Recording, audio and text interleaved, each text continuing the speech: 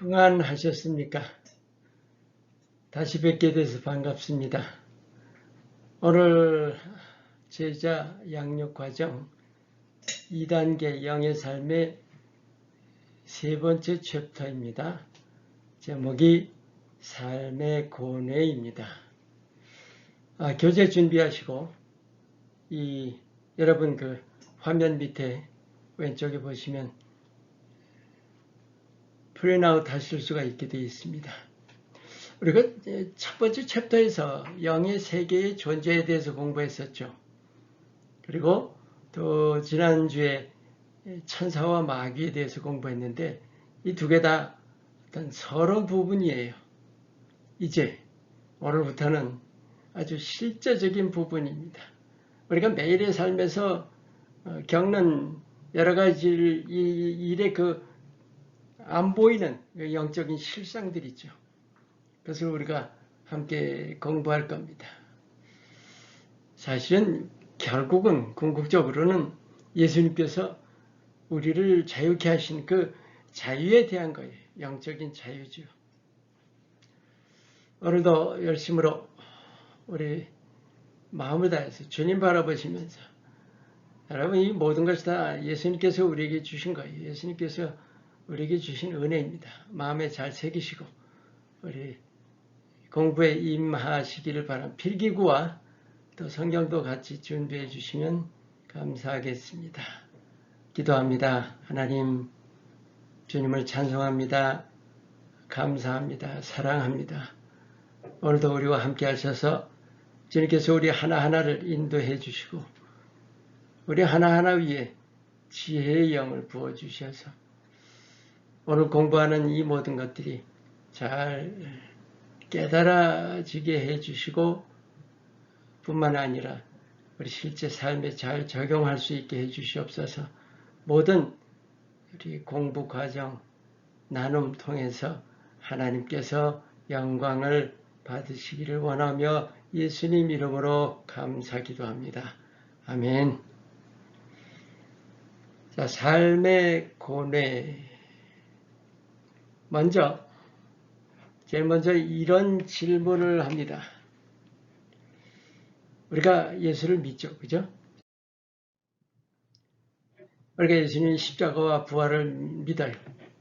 분명히 우리가 아는 것은 우리 하나님께서 예수님을 통해서 우리를 구원하셨고 우리를 자유케 하셨어요. 완전히 해방시켜 주셨는데 그런데 왜 아직 이 고뇌라는 것이 존재하는 것인가? 우리가 늘 전에 생명의 삶에서 굉장히 강조했지만 예수님은 우리 죄를 위해서 죽으셨지만 죄가 없어진 게 아니죠.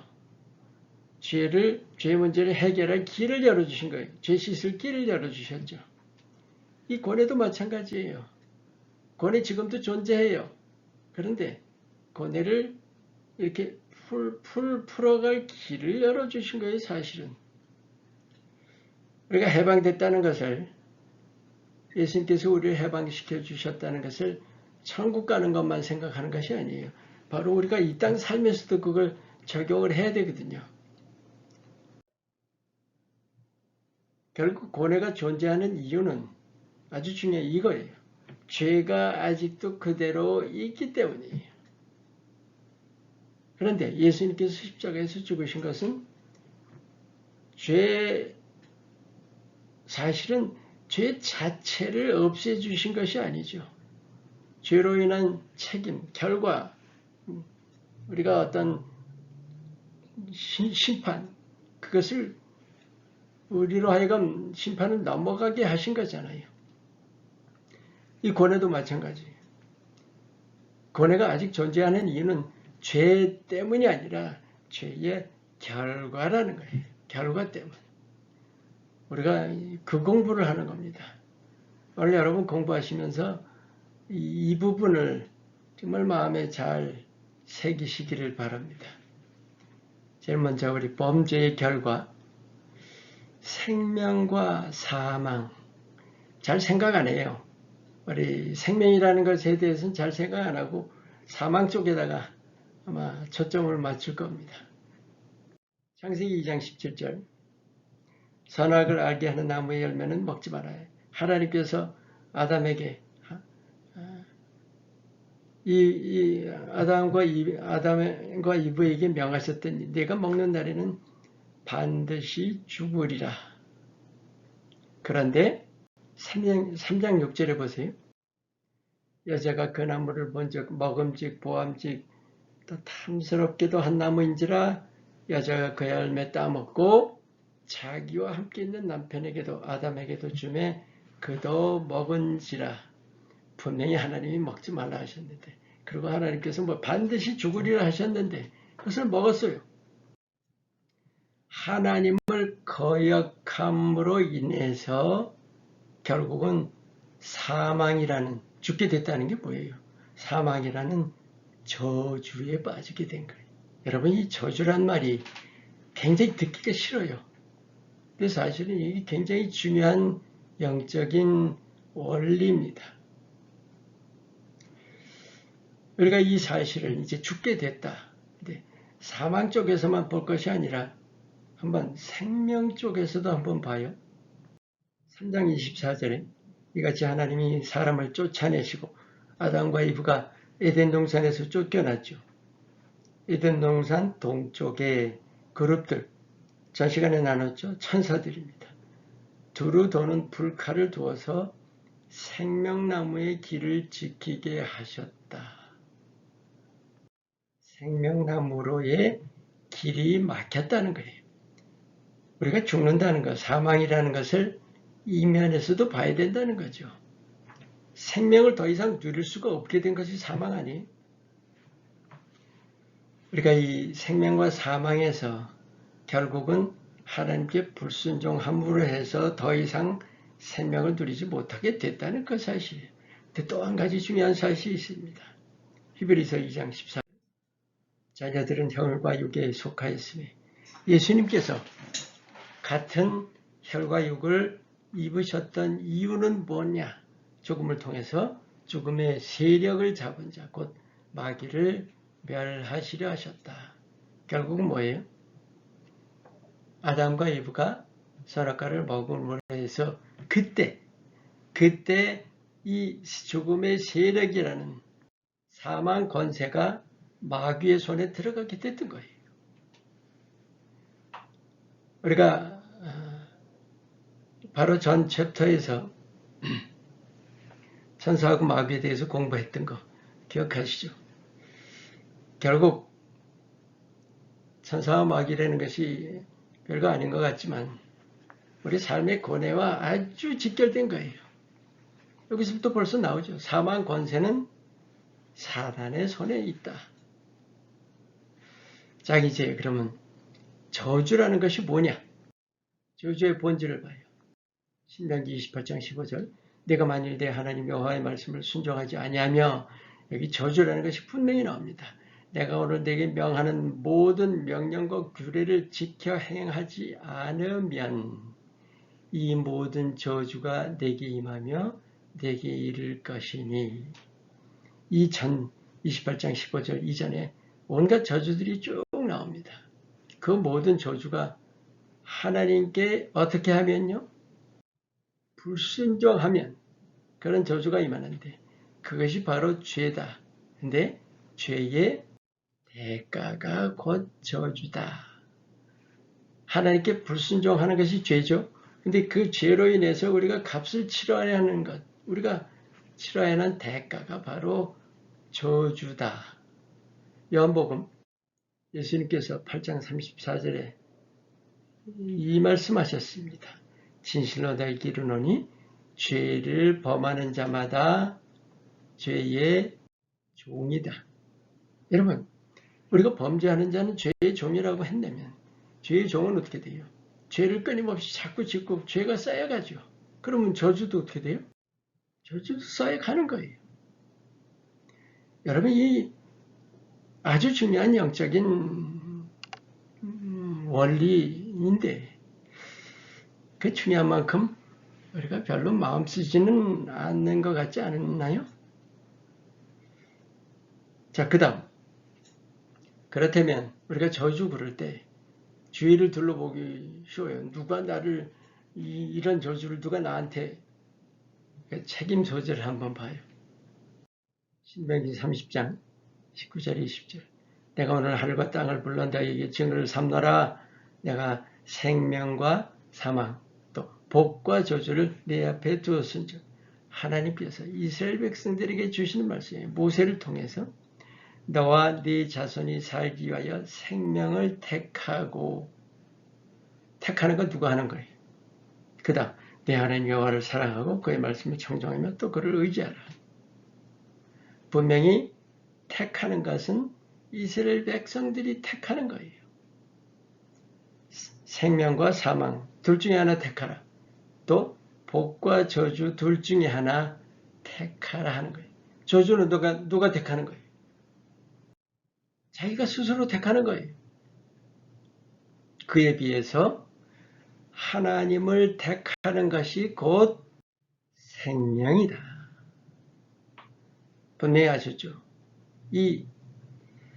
우리가 저주는 내가 스스로 택하는 것이다.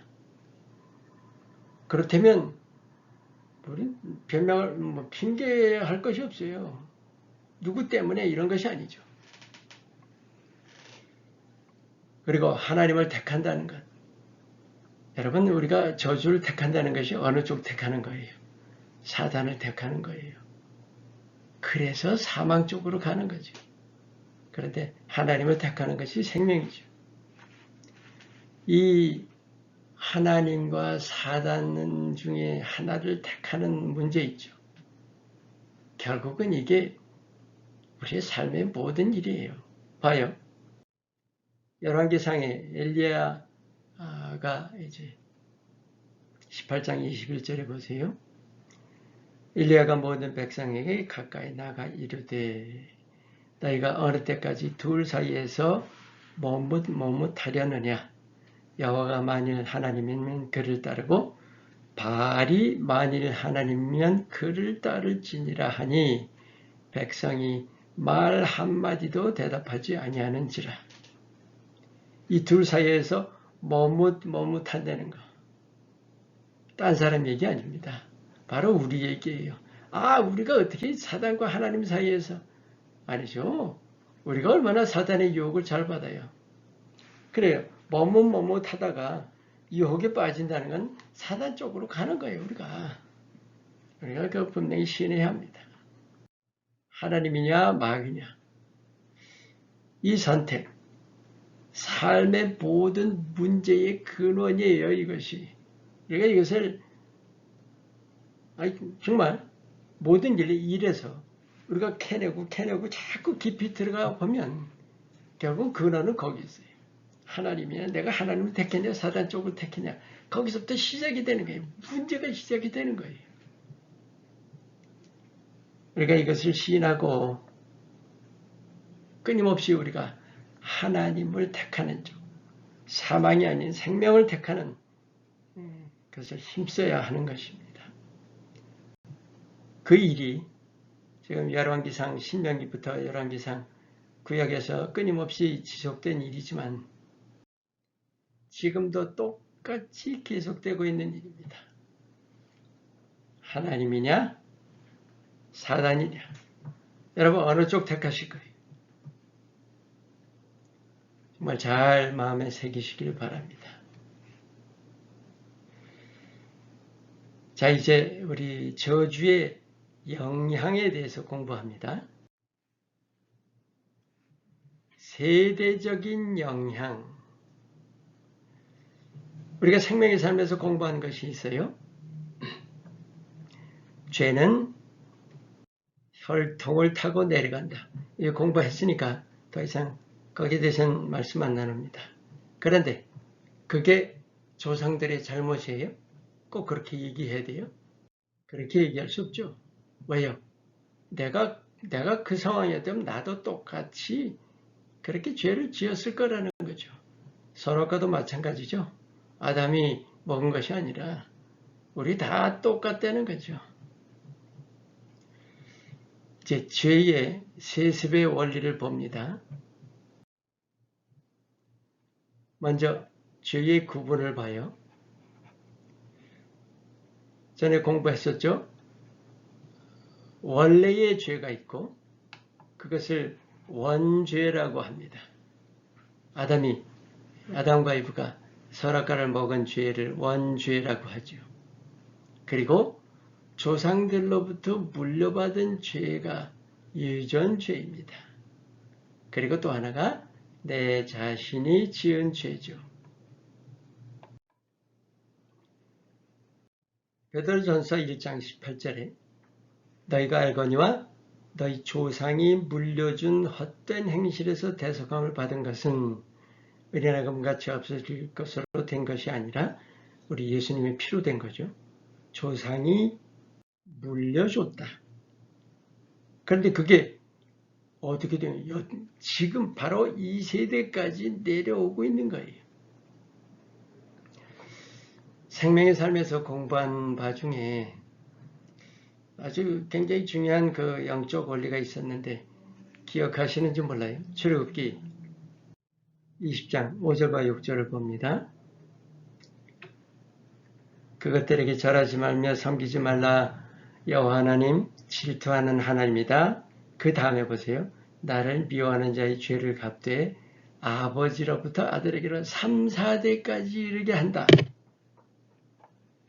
여러분 죄의 영향이 자손 3, 4대까지 이른다는 거예요. 그것을 영어로 그렇게 표현을 해요. generational curse라고 그래요. 사실은 말로 하자면 세대적인 저주라고 이렇게 말을 해야 되겠죠. 그게 사실은 정확한 표현이라고 봐요. 그런데 여러분 혹시 이런 얘기 들어보셨어요? 가계의 저주. 이 세대적인 저주를 사실은 사람들은 다 가계의 저주라는 그 이름을 그렇게 붙였던 거예요. 근데 제 생각에는 세대적인 저주와 가계의 저주라는 것은 번역이 조금 잘못됐다고 생각을 합니다. 어쨌든 아시는 분은 아시겠지만 이 가계의 저주라는 말은 이젠 더 이상 사람들이 잘 안 써요. 왜? 아주 공공연하게 이단으로 몰렸어요. 그게 뭐 가계의 저주라고 그런 얘기를 하면 이단처럼 돼 버린 거죠. 근데 사실은 성경적인 내용 안에서는 이 세대적인 저주는 그대로 생생하게 영적인 원리로 있거든요. 근데 제 생각입니다만은 결국은 이 가계의 저주라는 말 때문이 아닌가라는 생각이에요. 아마도 우리 특별히 한국인들에게는 그러니까 이 미국이나 다른 데서 이 generational curse에 대해서 이단 이런 얘기 없어요, 사실. 한국에서 유독 이 가계의 저주에 대해서 그런 얘기 있는 건 제 생각입니다. 우리 한국 사람들이 가문 굉장히 중요하게 생각하죠. 그렇잖아요. 이 족보 이런 거 굉장히 중요하게 생각합니다. 그런데 가계라고 그러니까 이거는 우리 존재를 띄운드는 거거든요. 말은 가계라는 말을 썼다는 게 그게 잘못이지 않았을까라고 생각해요. 제가 한번 이렇게 가계의 저주를 세대적인 저주라고 했다봐요. 여러분 들으시기에 훨씬 다르죠? 다를 거예요. 세대적인 저주는 맞는 거예요.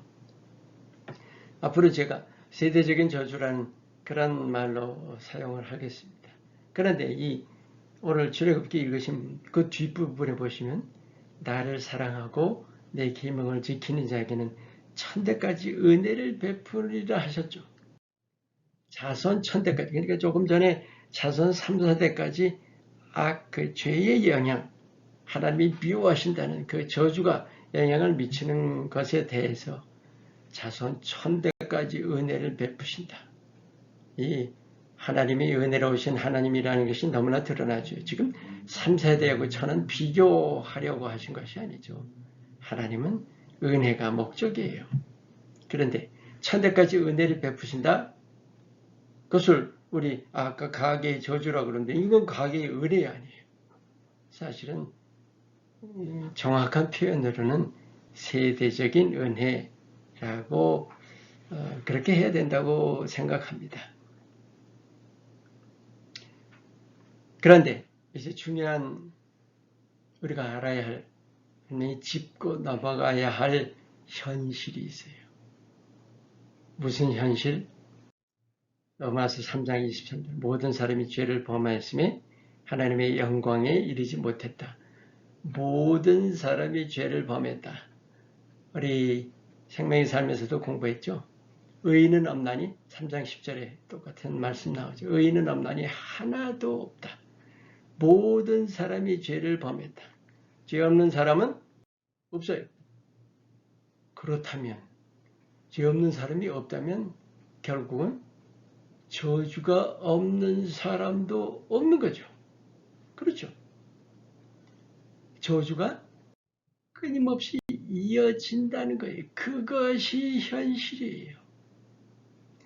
전 지금 여러분과 무슨 비관적인 얘기 그런 거 나누는 것이 아니에요. 영적인 원리가 그렇다는 거예요. 영적인 원리. 우리가 분명히 그것을 알아야 하는 거죠. 저주가 뭐냐? 결국은 죄 때문에 오는 것인데 그 죄가 우리가 그 죄를 끊지 못하고 있는 한은 저주는 이어질 수밖에 없어요. 우리가 그걸 알아야 돼요. 그런데 말씀 나눈 도중이지만 예수님께서 분명히 죄의 사슬을 끊어주신 거예요. 분노하게. 그렇다면 길은 있는 거예요. 분명히 아세요. 이 저주란 말에 대해서 우리가 싫어하고 부담 느끼고 부정적으로 볼 게 아니라는 거예요. 예수님이 오셔서 우리는 더 이상 이 저주라는 데 매이지 않을 수가 있기 때문에 오늘 사실은 그것이 목적이에요. 오늘 여러분과 정말 중요한 포인트입니다. 현실을 알았다. 이제 이런 질문. 그러면 조금 아까 나눴지만 저주 없는 사람이 있을까요? 죄가 없는 사람이 없기 때문에 저주 없는 사람은 분명히 없어요. 그 다음 질문. 아주 중요한 정말 흥미로운 질문입니다. 그렇게 예수 믿으면 저주가 없어질까요? 많은 사람들이 그렇게 생각하는 거예요. 예수 믿으면 믿기만 하면 모든 게 잘 되고 예수 믿으면 복 받기만 하고 바로 그 점에서 잘못되는 거예요. 영적으로 이해가 전혀 잘못되어 있는 거예요. 생명의 삶에서도 물론 나눴죠. 예수 믿으면 저주가 없어진다? 아닙니다. 믿는다고 없어지는 것이 아니라 우리가 믿는다면 이제는 저주에서 해방될 길을 아는 거예요. 우리가 어떻게 하면 저주를 풀어갈 수 있는 건지. 안 믿는 사람들 그걸 모르는 거예요. 길이 없는 건데 믿는 사람들이 길이 있다는 겁니다. 길이 뭘까요? 죄를 다루는 거예요. 아주 간단해요. 오늘 공부하는 목적입니다. 자, 이제 그 저주라는 것에 실제를 한번 봐요. 여러분 저주해서 머릿속에만 두지 마세요. 우리 삶 속에서 우리 주위에서 얼마든지 볼 수 있는 거예요. 자, 봐요. 예를 들어요. 현재 우리가 주위에서 보고 있는 수많은 난치병들이라는 것이 있습니다. 그 난치병들이 언제부터 시작된 거예요? 에덴 때부터 시작된 걸까요? 아니죠. 그럼 지금 난치병이 있는데 에덴 때부터 시작된 게 분명히 아니다. 그러면 분명히 세대를 거쳐오면서 생겨난 것이라는 걸 분명히 알아요. 이제 여러분 뭔가 그림이 그려집니다. 원죄로부터 시작해서 죄가 쌓여오면서 뭔가 안 좋은 것들이 자꾸 생겨나기 시작을 했다는 거예요. 아시죠? 그게 바로 저주예요. 저주가 쌓여온 것이라는 말이에요. 자, 복습 한번 해요. 창세기 3장 7절 8절에서 봤던 여러분 기억하세요? 두 번째 과 죄에서 그러니까 생명의 삶 두 번째 과에서 공부했던 겁니다. 자, 선악과를 먹었어요. 그랬더니 첫 번째 눈이 밝아졌습니다. 눈이 밝아져서 그 다음에 본 게 뭐예요? 서로 벌거벗은 것을 본 거예요. 그 수치스러운 것을 느끼고 그 다음에 무화과 나무로 잎을 엮고 치마를 삼았다. 그런데 이제 하나님이 오셨어요. 하나님 동산을 거니시면서 하나님의 소리를 듣고 아담과 이브가 동산 나무 사이에 숨었다. 자, 세 가지가 나오죠. 선악과 먹은 결과. 그러니까 그 이전에는 없었어요. 선악과 먹기 전에는. 이런 것이. 근데 선악과 먹은 다음에 생겨난 것이 가장 중요한. 눈이 밝아지자마자 제일 먼저 본 게 뭐예요? 서로 수치를 봤죠. 그런데 그 이전에 남의 허물을 보았다는 거예요. 제일 처음 시작된 건 뭐예요? 이거 손가락질. 비판입니다. 비판.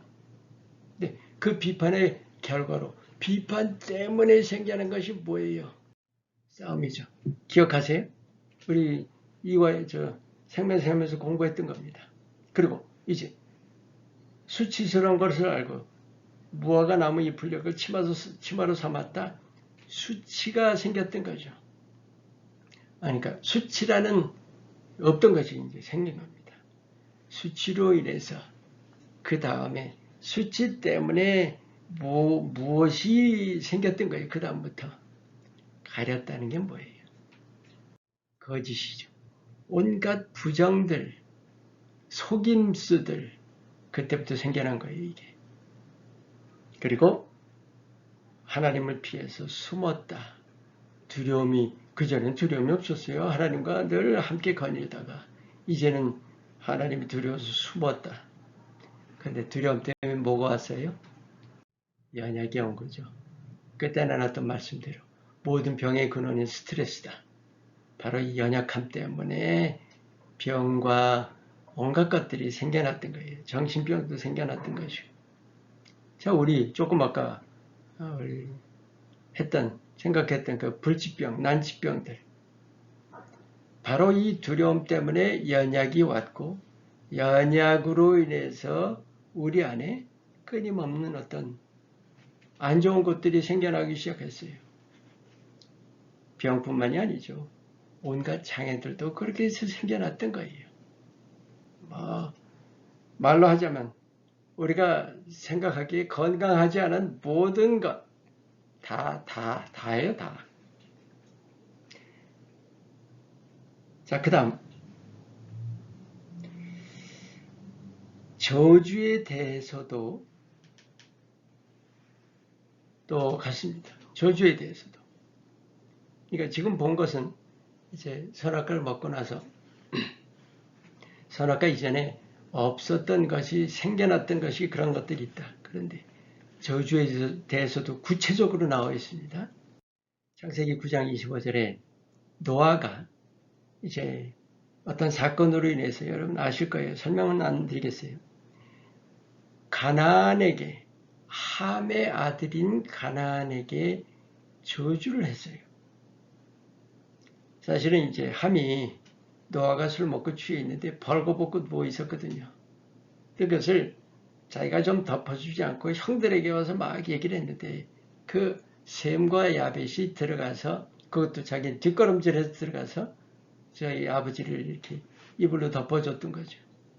나중에 노아가 그 얘기를 듣고 사실은 함을 저주할 일인데 함이 잘못됐다는 것을 듣고 사실은 구체적인 저주는 가나안이 받았어요. 함의 아들. 이에 이르되 가나안은 저주를 받아 그 형제들의 그러니까 형제의 종들의 종이 되기를 원하노라. 가나안이 누구의 조상입니까? 함은 흑인의 조상이죠. 가나안은 특별히 가나안 지역뿐만이 아니라 애굽 모든 아프리카 지역의 이디오피아도 마찬가지고요. 흑인들의 조상이 함이고 가나안입니다. 그런데 가나안이 저주를 받았어요. 한번 생각해봐요. 함의 후손, 가나안의 후손과 셈, 황인종이죠. 야벳, 백인종입니다. 자, 가나안의 흑인과 또 뭐 굳이 황인, 백인, 여러분이 생각하시기에 지금 상황에서 흑인과 또 황인, 흑인과 백인을 나눠봐요. 흑백 갈등이라는 게 왜 있는 거예요? 비슷하다면 이런 갈등이 있어요? 아니, 흑인들이 얼마나 고통받고 실제로 종들의 종이 된 거 아니에요?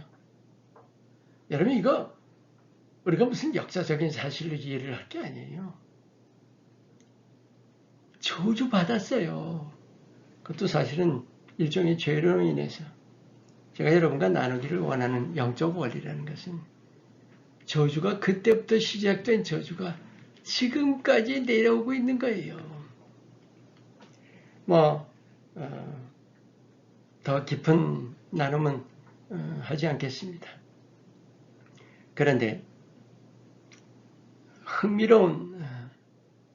흥미롭다는 것보다 우리가 좀 마음에 두어야 할 성경 구절이 하나가 있습니다. 히브리서 7장 10절에 봐요. 이런 멜기세덱이 아브라함을 만날 때 레위는 이미 자기 조상의 허리에 있었습니다. 레위는요, 아브라함의 이제 자손이 아브라함이 이삭을 낳고 이삭이 야곱을 낳고 야곱이 요셉과 그 자손을 낳았죠. 그런데 그 야곱의 아들 중에 레위가 있었던 거죠. 그러면 아브라함의 한참 후손 아니에요?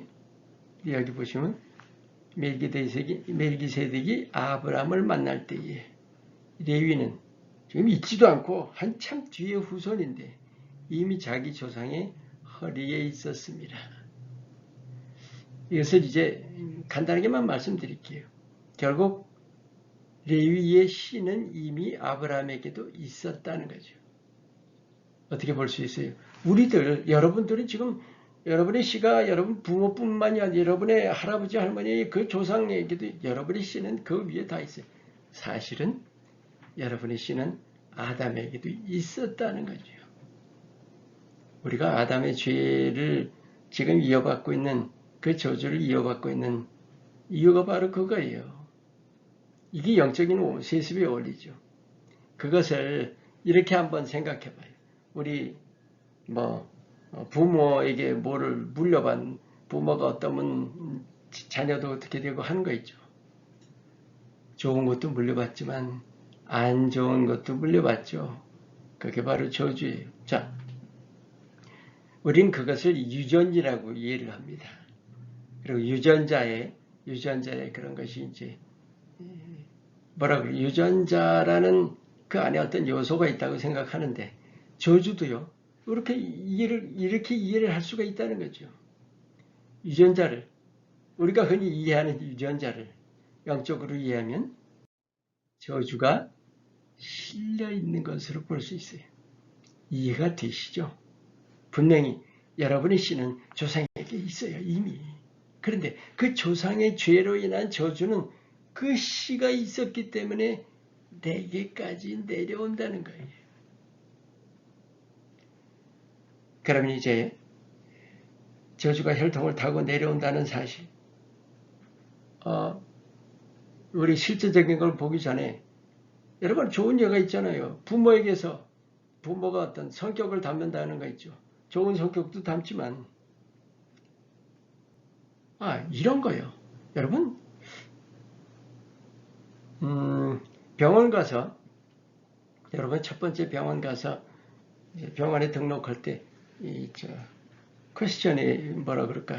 여러분 병력에 대해서 기록하는 거 있죠. 병력을 기록할 때 여러분 병력만 기록해요. 자기 부모에 대한 병력도 기록해요. 부모에 대한 것도 기록하죠. 어떤 거예요? 특별히 고혈압, 당뇨, 무슨 암. 왜 그럴까요? 의학적으로 증명이 된 거예요. 부모가 암이면 자녀들도 암 걸릴 확률이 높다는 거죠. 그냥 그거를 의학적으로만 설명할 게 아니에요. 우리 영적으로 봐야 돼요. 그게 뭔지 아세요? 저주가 혈통을 타고 내려오는 거예요. 자, 봐요. 실제적으로 육체적인 저주의 예들을 한번 봅니다. 아까 우리 나눴지만 온갖 장애들이 있죠. 각종 장애들. 자세하게는 나누지 않겠습니다만 우리가 장애라고 해서 꼭 이것이 후천적인 장애도 있지만 선천적인 장애들이 있죠. 그 선천적인 장애들은 많은 경우에 조상으로부터 이렇게 내려온 경우들이 정말 많습니다. 더 이상은 나누지 않을게요. 또 불치병들 있죠. 참 여러 가지 있죠. 에이즈를 비롯한 간질도 마찬가지예요. 간질도 더 이상 깊이는 나누지 않을게요. 여러분, 제가 왜 깊이 나누지 않는 실제로 우리가 이런 일을 겪고 있는 사람들이 주위에 굉장히 많거든요. 그래서 깊이 안 나누는 거예요. 혹시라도 그 누구라도 이런 우리가 영적인 원리를 이해하는 데 있어서 영적인 원리 이해보다 오히려 마음의 상처를 받을 수가 있거든요. 근데 우리가 공부하는 이유는 분명히 그런 어떤 매임으로부터 해방받기 위한 목적으로 우리가 공부하는 거예요. 분명히 알아두세요. 각종 중독이죠. 우리가 부모가 아주 쉬운 예로 부모가 마약 중독이면 분명히 맞아요. 자녀도 마약 중독되기 훨씬 쉽다는 거예요.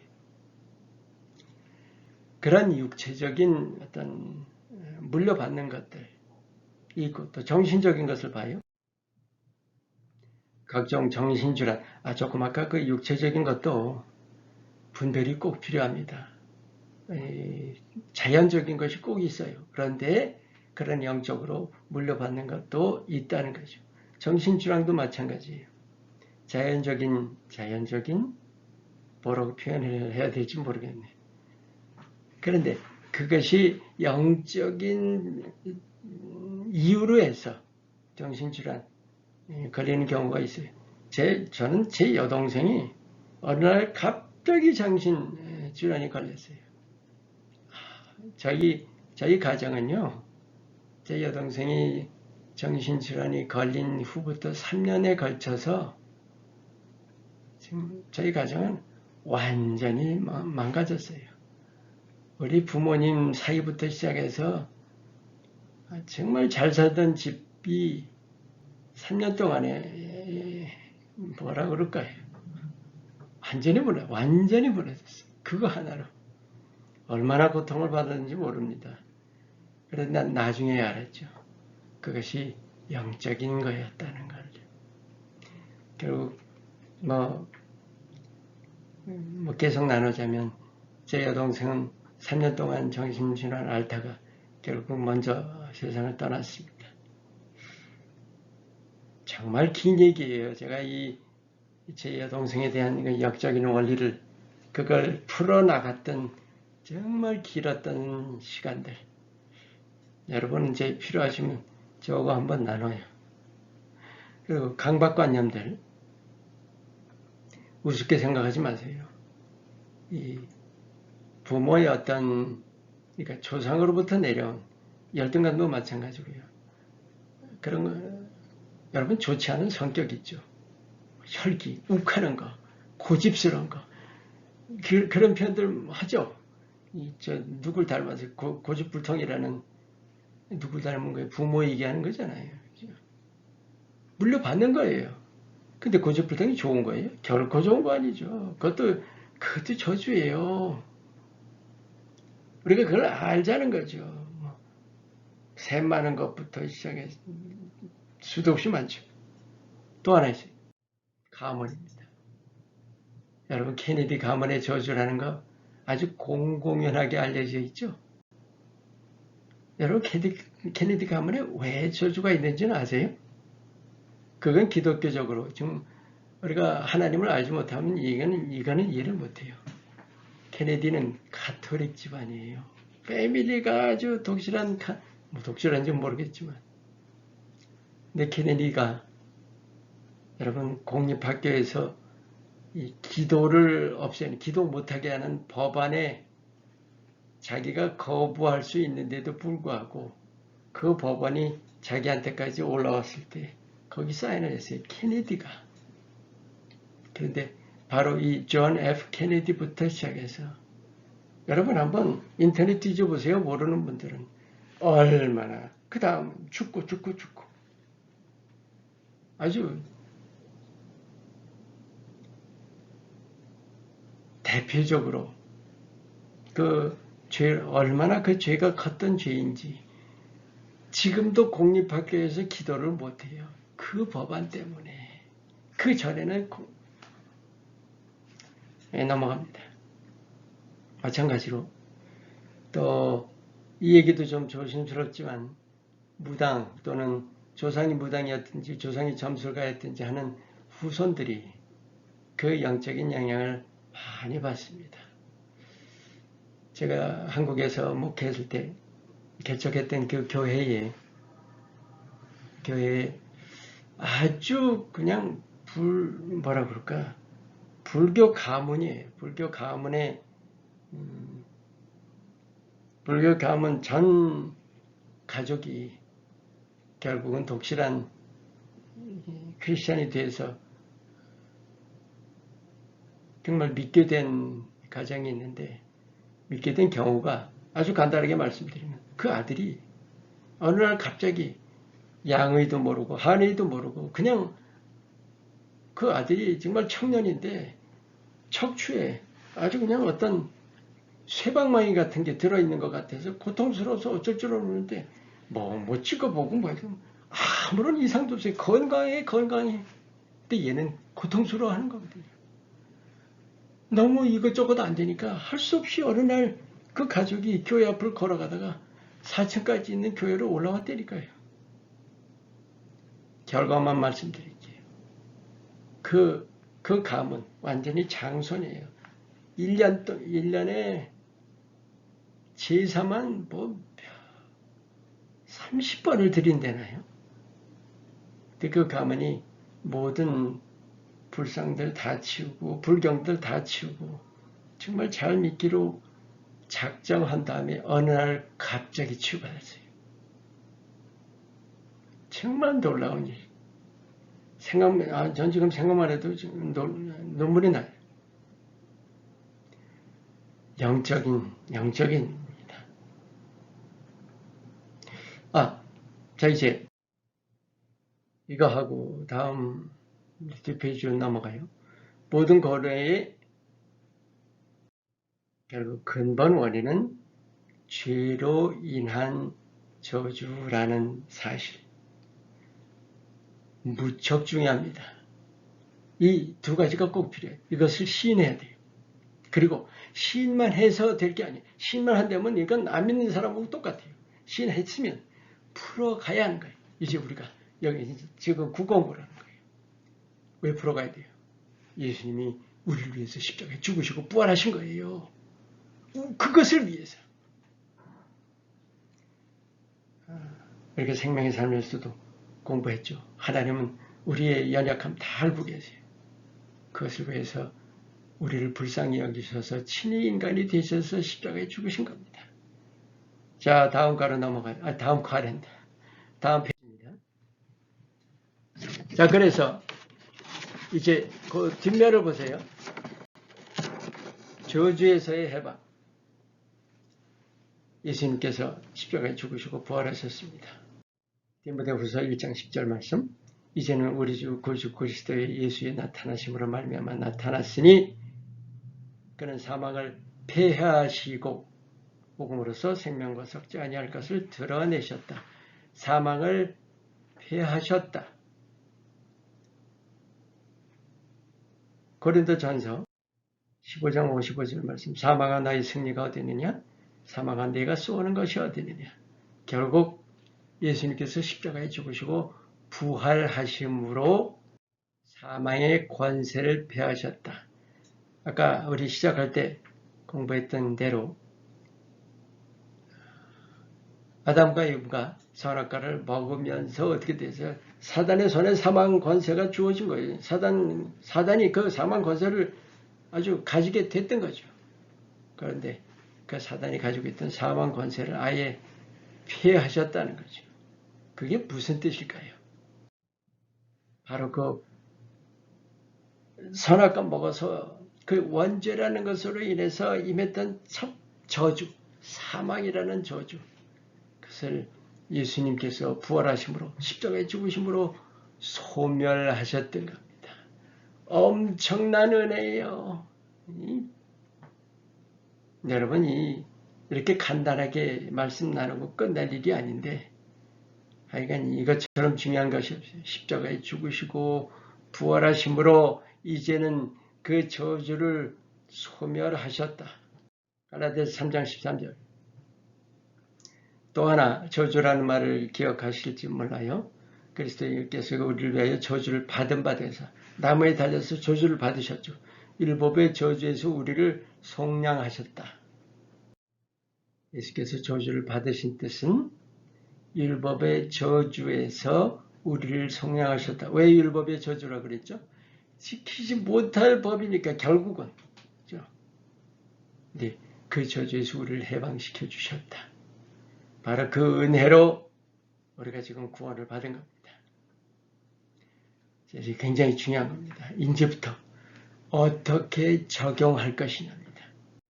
고린도전서 15장 57절 우리 주 예수 그리스도로 말미암아 우리에게 승리를 주시는 하나님께 감사하노니 우리 주 예수 그리스도로 말미암아 예수님으로 인해서 하나님께서 우리에게 뭐를 주셨다고요? 승리를 주셨어요. 그런데 그 승리가 누구의 승리예요? 분명히 예수님의 승리죠. 그 예수님의 승리가 뭐예요? 부활 승리예요. 그런데 요한일서 4장 4절에 자녀들아 너희는 하나님께 속하였고 그들을 이겼나니 내가 이긴 내가 왜? 예수님께서 하나님께서 예수 그리스도의 그 승리를 내게 주셨다는 거예요. 이는 너희 안에 계시니가 세상에 있는 자보다 크심이라. 원리가 뭔지 아시죠? 예수님이 내 안에 계세요. 그러니까 승리는 내 것이나 마찬가지인 거예요. 예수님이 나와 함께 하시기 때문에 부활 승리가 바로 승리의 권세입니다. 여러분, 예수님이 여러분과 함께 계세요. 승리자는 예수님이세요. 근데 예수님 나와 함께 하시니까 나도 승리자예요. 예수님의 권세, 승리의 권세가 바로 내 권세예요. 내게 승리의 권세가 있다는 거예요. 여러분, 이 믿음이 분명해야 합니다. 요한복음 16장 33절. 여러분, 지금부터 여러분과 나누는 것이 실제예요, 실제. 이것을 너희에게 이르는 것은 너희로 내 안에서 평안을 누리게 하려 함이라. 왜 평안을 누려요? 세상에서 너희가 환난을 당하라 담대하라 내가 세상을 이겨노라.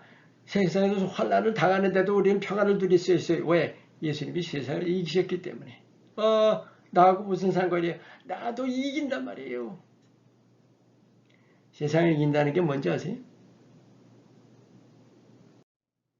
요한일서 5장 4절. 무릇 하나님께로부터 난 자마다 세상을 이기느니라. 우리가 하나님께로부터 난 자마다 우리의 영이죠. 네. 우리가 지금 우리 안에 영이 거듭났죠.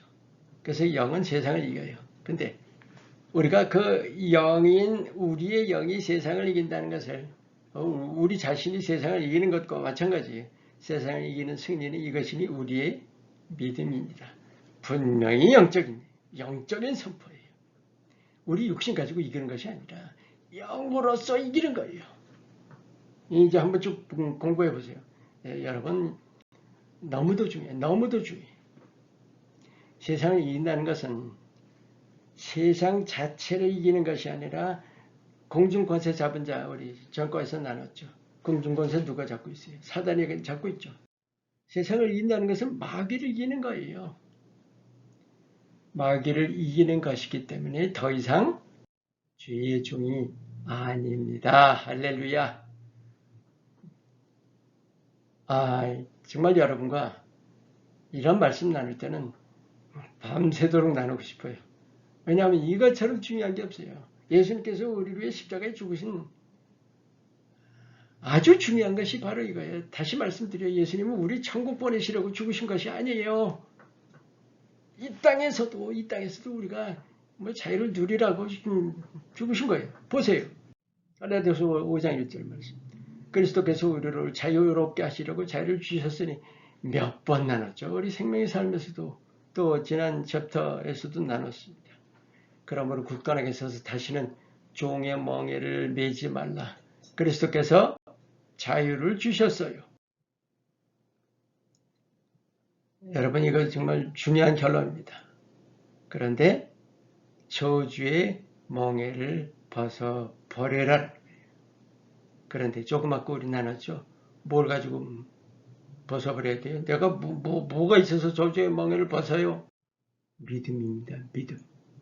예수님께서 날 위해 죽으셨어요. 예수님께서 날 위해서 완전히 저주를 끊을 길을 열어주셨어요. 이제는 우리가 그 저주를 벗어날 길을 가야 된다는 거예요. 여러분, 이제 굉장히 중요한 것을 나눕니다. 가장 중요한 거. 어떻게 저주에서 벗어나는가. 굉장히 중요한 거. 하나님께서 우리 위해 이루어 주신 일을 한번 돌아봐요. 골로새서 1장 13절. 우리를 흑암의 권세에서 건져내사 사랑의 아들의 나라로 옮기셨다. 사단으로부터 해방되어서 하나님의 자녀가 됐어요. 여러분 아시죠? 중립은 없어요. 영적 세계. 분명히 둘 중에 하나인데 우리 이전에는 사단에 속했었어요. 근데 하나님의 자녀가 됐어요. 예수님 말씀하신 거 기억하시죠? 요한복음 15장에 세상에 속한 자가 아니라 이제는 세상에서 내가 너를 택하여 냈다 하셨죠. 하나님께 속한 자라는 거예요. 또 로마서 6장 22절. 그러나 이제는 너희가 죄로부터 해방되어 하나님께 종이 되어 거룩함이 이르는 열매를 맺었으니 그 마지막은 영생이라. 죄로부터 해방되고 하나님께 종이 되었다. 이것은 다른 말로 하나님께 붙들린 거예요. 얼마나 복된 건지 모르죠. 하나님께서 인간이 되셨습니다. 십자가에 죽으시고 부활하심으로 우리를 완전히 하나님의 자녀가 되고 하나님께 붙들린 자가 되게 된 거예요. 자, 이제 중요한 것, 가장 중요한 것, 어떻게 죄에서 벗어나느냐. 이 말씀 나누기 전에 잠깐 아주 중요한 것입니다. 제가 이전에까지는 영의 삶을 공부하면서 굉장히 강조했던 것이 있어요. 저주를 예수 이름으로 끊어야 한다. 아까 가계의 저주라는 그 이단 소리 듣는 거 있죠. 그것도 가계의 저주를 끊어야 한다는, 끊는다는 그 표현을 많이 써요. 근데 제가 그래서 내게 얼마나 많은 저주가 있었는지 몰라요. 조상으로부터 받은 저주가. 그거 얼마나 열심히 끊었는지 몰라요. 십몇 년 동안. 그런데 깨달은 게 뭔지 아세요? 물론 정말 열심히 해서 많이 해방받았지만 중요한 것은 내가 아무리 예수 이름을 끊어도 바탕이 그대로 안 돼. 바탕이 오늘 여러분 더 중요한 것을 나누는 거예요. 근본적으로는 뭐냐? 세 가지. 이 세 가지를 힘써야 되는 거예요. 첫 번째, 요한일서 1장 9절 말씀. 우리가 죄를 자백하면 하나님 이쁘시고 의로우사 우리 죄를 용서해 주세요. 씻어주세요. 죄뿐이 아니라 죄성까지도 씻어주세요. 죄를 회개하는 일. 이 죄교에 회개하는 일이 없이 저주로부터 벗어날 생각 못해요. 이게 중요해요. 두 번째, 히브리서 12장 4절 말씀. 너희가 죄와 싸우되 아직 피 흘리기까지는 대항하지 아니하고. 여러분 죄와 싸우세요? 예수님이 나 위해 죽으셨는데 그게 문제라는 거예요. 예수님이 날 위해 죽으셔서 우리는 죄 회개할 생각도 안 하고 죄와 맞서 싸울 생각도 잘 안 해요. 수많은 크리스찬들이. 보세요, 분명히. 죄를 회개함과 더불어서 죄의 유혹이 올 때 마귀를 대적해야 돼요. 대적한다는 게 무슨 마귀 대적하는 유혹을 대적해서 싸우는 거죠. 죄와 맞서서 싸우는 것입니다. 죄를 회개하는 것과 죄와 맞서 싸우는 것, 이 두 가지가 반드시 필수입니다. 그런데 이것이 내 힘으로 되느냐는 거예요. 안 돼요. 수도 없이 나눴으니까 여태까지. 히브리서 12장 2절 믿음의 주여 또 온전하게 하시는 이 예수를 바라보자. 반드시 예수님을 바라봐야 합니다. 여러분 예수님 바라본다는 것을 여러분이 추상적으로 생각하실까봐 요즘은 주일 설교 때 바라본다는 것과 더불어서 꼭 이 단어를 사용합니다. 힘입는다는 거예요. 여러분 그냥 이렇게 그냥 예수님을 바라본다는 것이 아니라 실제로 믿음으로 예수님을 예를 들어 손을 잡는다든지 예수님을 내가 품는다든지 예수님 품에 안긴다든지 하는 그 힘입는 행위를 하는 거예요. 믿음의 행위를. 우리 그래야 되는 거예요. 예를 들면 마귀의 유혹이 오잖아요. 근데 유혹 바라보고 있다가는 안 돼요. 마귀의 유혹이 올 때 내가 예수님을 그리면서 예수님을 바라볼 때 우리가 그 유혹을 물리칠 수가 있는 거예요. 왜? 예수님을 내가 바로 힘입는 거거든요. 그런 거예요. 이 세 가지가 꼭 있어야 합니다. 죄를 회개함과 죄와 맞서 싸우는데 그저 맞서 내 힘으로가 아니라 반드시 예수님을 힘입어서 맞서 싸우는 거예요. 여러분 이 세 가지를 힘쓰면서 내게 있는 저주를 예수 이름으로 끊어보세요. 분명히 달라져요. 분명히 달라집니다. 이건 영적인 원리예요. 여러분 오늘 여러분과 나눈 이 부분이 정말 지극히 중요합니다. 아까 여러분과 말씀 나눴잖아요. 믿는지 안 믿는지 뭐가 차이 나는지 아세요? 예수 믿고 안 믿고 뭐가 차이 나요? 천국 가고 안 나가 그게 정도가 아니니까요. 이 땅 삶에서 우리가 얼마나 자유하는 삶을 누리느냐예요. 바로 이거 예수님께서 자유 주셨다 했을 때 그 자유를 누리세요. 정말 죄를 회개하시고 죄에 맞서 싸우시고 십자가를 바라보고 예수님 바라보시면서 늘 저주를 끊어가시기 바래요. 이것이 바로 우리가 저주로부터 해방받는 아주 중요한 길입니다. 자 이제 마지막으로 이걸 내가 핑크하듯 넘어갈 뻔했네. 결국 저주에서 해방되는 여부는 조금 아까 말씀 나눈 거예요. 나하기에 달렸다는 거예요. 이해가 되시죠? 이제 마지막으로 고뇌에 대한 자세하고 마칩니다. 사실은 중요한 결론은 다 했어요. 이제 우리가 어떤 저주라는 것을 어떻게 대할 거냐 하는 거예요. 우리 지난 과에 쭉 공부했던 거니까 또 지난 챕터에서도 공부했고 베드로전서 5장 8절 마귀가 우리를 그냥 호시탐탐 노리고 있다는 것과 두루 다니며 삼킬 자를 찾는다. 마귀가 아주 집요하게 공격을 한다는 거죠. 또 하나 그래서 에베소서 4장 27절에 마귀에게 틈을 주지 말라. 마귀는 우리의 틈을 노리고 있습니다. 자, 또 이것을 우리의 어떤 육신적인 면에서 한번 봐요. 두 가지가 굉장히 중요한 것이 있습니다. 로마서 8장 7절 육신의 생각은 하나님과 원수가 됩니다. 깊이 설명 안 드릴게요. 이제 참 여러 번 나눴으니까. 또 하나 갈라디아서 5장 17절 육신의 소욕이 성령을 거스른다.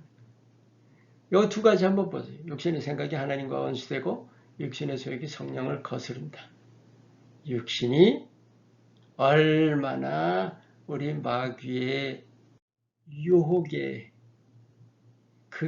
지극히 약합니다. 이건 제가 이런 말씀 드리면 어떨지 몰라도 거의 100% 지는 거죠. 육신으로선 질 수밖에 없는 거예요.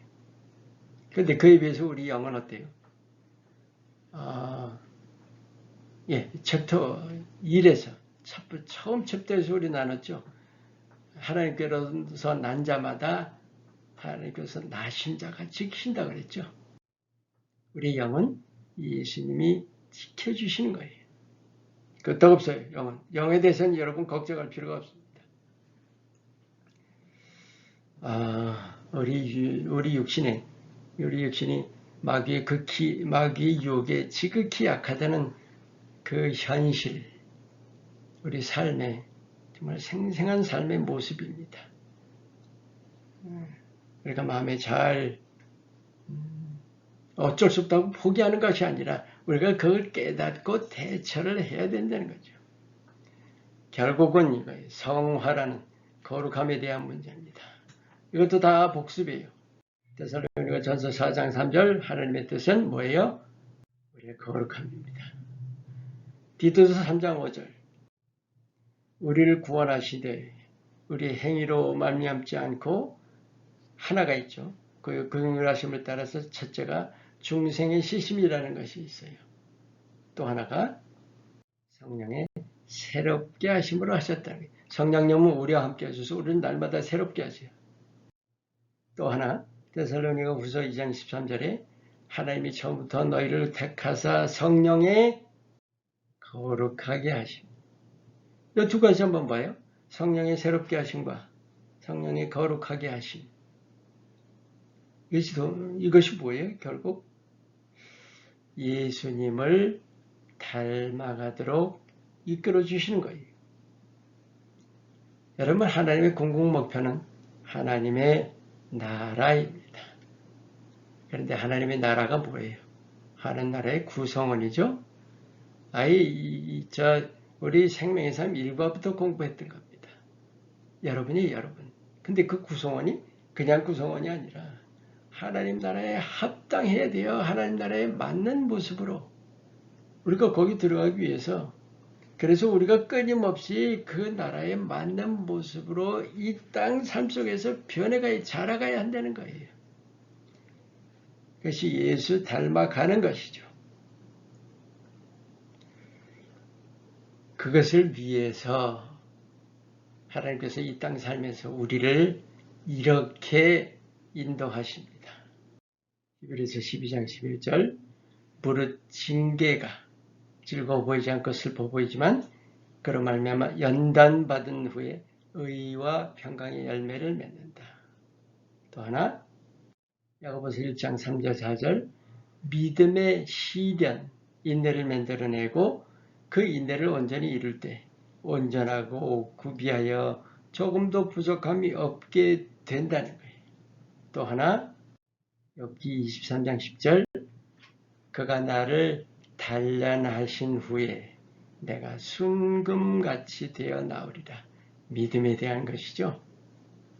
결국 징계라는 것과 시련을 통해서 하나님께서 우리 성화를 이루어 가시는 겁니다.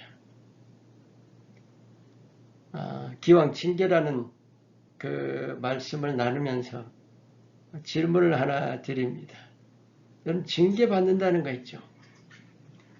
우리가 징계를 받으면서 내가 벌 받는다는 생각을 해요. 물론 벌이지만 우리가 벌이라는 단어는 우리가 죄값을 치를 때 이럴 때 쓰죠. 저는 지금 여러분 징계라는 것과 벌을 좀 구분해서 이렇게 설명드릴게요. 징계와 죄값을 치르는 것이 같은 것일까요? 아닙니다. 죄값 치르는 것은 예수님께서 십자가로 다 치러주신 거예요.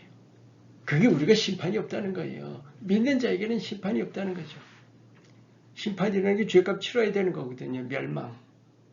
그래서 영원한 멸망이 되는 것이고, 그런데 예수님께서 우리 대신 죄값을 치러주셨는데 그런 징계는 뭐냐? 아까 그 히브리서 12장에 나온 말씀이 바로 그거예요. 그러니까 징계가 없는 사람은 사생자라는 얘기가 나오죠. 바로 자녀에 대한 부모의 징계. 이것은 죄값이 아니라 뭔가 깨우쳐 주시고 또 바른 길로 인도하시는 바로 그런 매를 드시는 거예요. 하나님께서. 이건 죄값이 아니죠. 여기에 대해서 분명히 좀 이해를 분명히 하시길 바랍니다. 마지막으로 또 하나의 아주 중요한 면이 있습니다. 고뇌가 왜 존재하는가? 자, 여러분, 하나님께서 이 마지막을 좀 장식을 해야 되는데, 자, 이제 저주라는 것을 우리가 벗어날 수 있는 길에 대해서 공부했죠. 그러면 우리가 이제 그 저주를 벗어날 길을 벗어나기 위해서 우리가 힘써야 하는 거예요. 근데 궁극적으로는 우리는 모두 죄인이에요. 그리고 늘 죄를 짓고 죄를 안 짓기를 힘쓰지만 고뇌라는 것이 반드시 있다는 거예요. 그 죄의 결과로 인해서 비록 우리가 삶 속에서 끊임없이 애를 쓰고 있더라도, 그런데 우리가 그것을 그냥 영적으로 어쩔 수 없는 이라고 그렇게 넘어갈 것이 아니에요. 왜? 고뇌라는 것 안에 하나님의 뜻이 있다는 거죠. 그걸 마지막으로 공부하는 겁니다. 마가복음 13장 22절, 거짓 그리스도들과 거짓 선지자들이 일어나서 이적과 기사를 행하여서 할 수만 있으면 택하신 자들을, 여러분 택하신 자가 뭐예요? 이미 천국 들어가기 예정되어 있는 자 아니에요? 우리가 흔히 예정이라는 단어를 쓴다면요, 택하신 자들을 미혹하려 한다는 거예요. 여러분, 저 하나님 자녀들, 택하신 자들 미혹을 받는다는 거예요. 그냥 가능성 정도가 아닙니다. 디모데전서 4장 1절, 그러나 성령이 밝히 말씀하시기를, 잘 보세요. 후일에 어떤 사람들이 믿음에서 떠나 미혹하는 영과 귀신의 가르침을 따르리라. 여러분, 완전히 타락한 거예요, 지금 이거.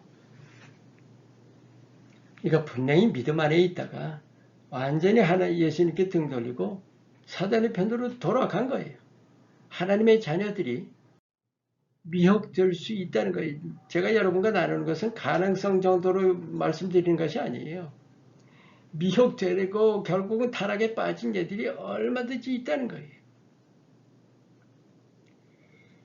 또 보세요. 고린도전서 9장 27절 말씀, 내가 내 몸을 저 복종하게 하면 내가 남에게 전파한 후에 자신이 도리어 버림을 당할까 두려워함이로다. 누구 얘기예요? 바울 사도 얘기입니다. 생명의 삶에서 나눴으니까 이건 무슨 문학적 표현도 아니고 엄살 부리는 것도 아니고 바울 사도가 속에서부터 끓어오르는 고백입니다. 정말 두렵고 떨리는, 내가 조금이라도 잘못하면 나도 지금 타락할 수 있다는 거예요. 하나님의 일꾼도 버림받을 수가 있어요. 여러분이 아시는 어떤 목회자, 또 아주 유명한 부흥사들 있죠. 외국 부흥사들 그런 일들 많아요. 실제 타락한 부흥사들 참 많습니다. 더 깊이 나누고 싶지는 않지만은요, 제가 여러분과 나누는 것은 우리가 믿었다고 끝나는 것이 아니에요. 끊임없이 우리가 깨어 있어야 되고 영적인 싸움을 싸워가야 되고 이 타락의 가능성이 있다는 거예요. 그래서 아주 중요한 좋은 예가 있습니다. 고린도후서, 이것도 바울 사도의 얘기입니다. 여러 계시를 받은 것이 지극히 크므로 너무 자만하지 않게 하시려고 내 육체에 가시 곧 사단의 사자를 주셨으니 이는 나를 쳐서 너무 자만하지 않게 하려 하심이라. 이게 뭐라고요? 여러분, 무슨 안질 이러고, 아니 안질 가지고 이런 얘기를 해요 지금? 분명해요. 거의 다들 그렇게 이해하지만 사도 바울에게 간질이 있었어요. 이건 거의 분명합니다. 그 간질을 없애달라고 3번이나 하나님께 간구했는데 하나님이 내 은혜가 내게 족하다 하셨습니다. 그리고 그 간질을 뭐라고 하셨어요? 사단의 사자를, 사자. 여러분 분명히 아시죠? 사단이 준 거예요. 근데 하나님이 그것을 사용하신다니까요. 뭐를 위해서? 여러분 마음에 새기세요. 우리의 성화를 위해서. 여러분, 사단의 존재 왜 존재할까요? 왜 아직도 하나님이 진멸을 안 하세요? 사단 존재 없으면 우리 거룩하게 안 돼요. 우리 육신을 가지고 있어서는 안 된다고요. 우리 육신이 사단의 유혹을 받아 그걸 예수를 힘입어서 이겨낼 때 우리가 거룩해져 가는 거예요. 그게 영적인 삶이고 그거는 그냥 하나님이 그렇게 놓아주신 길이 아니라 필수예요. 그 길 밖에는 없어요. 예수님이 죽으실 수밖에 없는 그 십자가의 길이었고 우리가 그 길을 가야 되는 거예요. 예수님이 힘입어서. 그래야 거룩함을 이뤄가는 것이고 그래야 우리가 마귀를 이기고 그래야 우리가 정말 이 아름다운 나라에 정말 영원한 나라에 기쁨으로 돌아가게 되는 겁니다. 자, 이제 마지막으로 우리가 하나님의 자녀로서 삶의 고뇌를 어떻게 대해야 할까요? 답은 나오죠. 고뇌를 긍정적으로 대하라. 고뇌는 하나님이 허락하신 거예요. 나의 성화를 위해서. 여러분, 이게 아닙니다. 성화. 여러분의 거룩함을 위해서. 여러분이 예수님 닮아가는 것을 위해서. 여러분 하나하나가 정말 하나님 나라에 합당한 그런 모습으로 자라가는 것을 위해서 하나님께서 예비하신 너무도 귀한 은혜입니다. 자, 마칩니다. 수고하셨습니다.